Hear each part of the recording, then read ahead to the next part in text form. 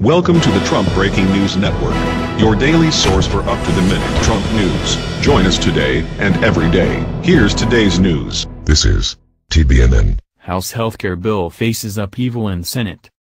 By Alexander Bolton. The House Republican bill repealing and replacing Obamacare faces high procedural hurdles in the Senate that will likely force GOP negotiators to throw out key portions of the legislation. Republicans are using special budget rules to prevent Democrats from filibustering the legislation. But the Senate has long warned the House that the rules could prohibit certain things in the bill from being included. GOP senators have already flagged two problems: language allowing states to opt out of regulations defining what healthcare services insurers must cover, and a provision banning them from discriminating against people based on their health. Another part of the House bill that allows health plans to charge older policyholders 5 times what they charge young adults, a shift from the 3-to-1 ratio mandated by Obamacare, could also be a problem. Language that allows insurers to place a 30% surcharge on people who let their coverage lapse also poses procedural problems. The House bill also makes reforms to Medicaid, such as allowing states to impose work requirements, and caps federal payments to states. Both provisions could run afoul of Senate rules.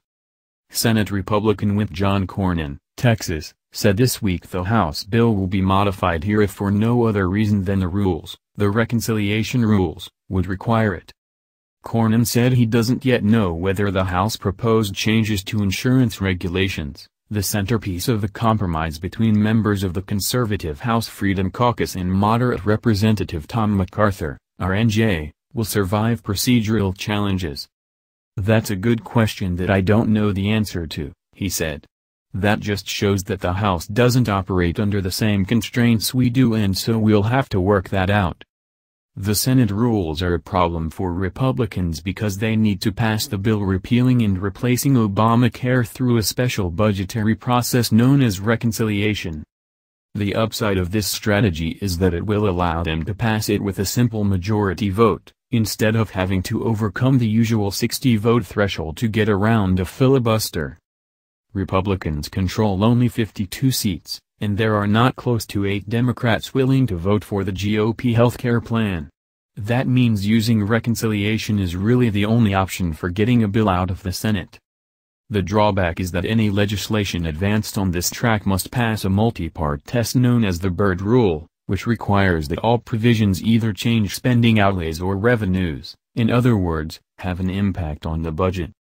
And the rule states that the budgetary impact cannot be merely incidental to the non-budgetary components of the provision. The Senate parliamentarian, Elizabeth McDonough, who was appointed to the post by former Senate Majority Leader Harry Reid, Democrat Nevada, in 2012, will decide what does and does not pass the Byrd Rule. So far, she has stayed out of the partisan fray in the Senate, not drawing any public complaints from either side of the aisle.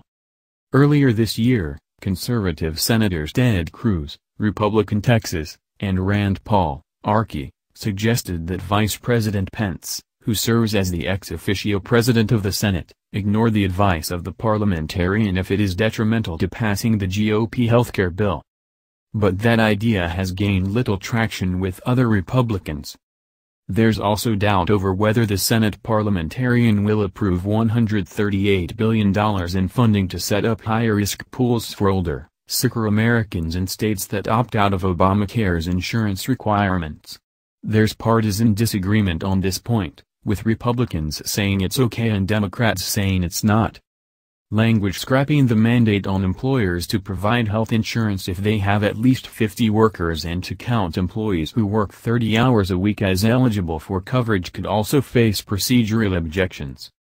On this point, Republicans note that the parliamentarian has ruled on the reconciliation bill that passed in 2015 that lawmakers could eliminate the penalty for not complying with the employer mandate, rendering it toothless.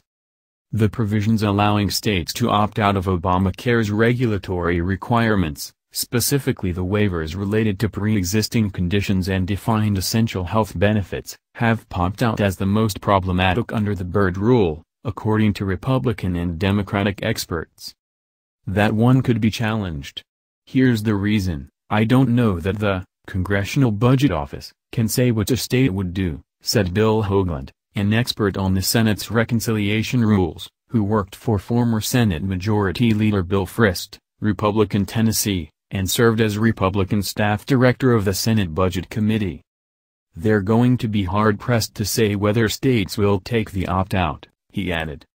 Hoagland explained that because it's hard for the Congressional Budget Office to predict how states would react to the language, it's very difficult to predict what the budgetary impact of the language would be.